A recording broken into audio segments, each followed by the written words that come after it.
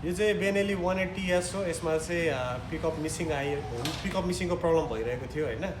हामीले यसो एनालाइज गर्दाखेरि चाहिँ यसमा चाहिँ के भेट्यो भन्दाखेरि चाहिँ टिपिएस सेन्सरको फल्ट भेट्यो। यो चाहिँ टिपिएस सेन्सर हो है।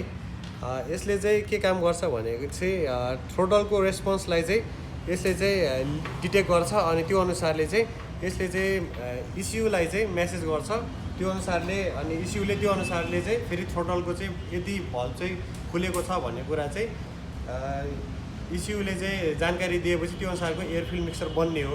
अब यसमा चाहिँ के भयो भने यो थ्रोटल बडीको यो जुन टिपिएस सेन्सरले चाहिँ काम नगरेको कारणले गर्दाखेरि चाहिँ अब एक्ज्याक्ट कति थ्रोटल खोलेको छ भन्ने कुरा जानकारी नभएपछि मिसिङ प्रब्लमहरू चाहिँ हुन थालेको छ।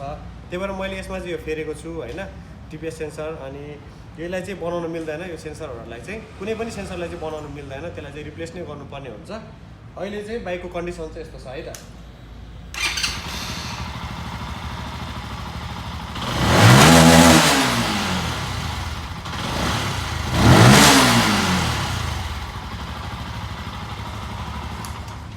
भिडियो मन पर्यो भने चाहिँ फलो गर्नु होला है त।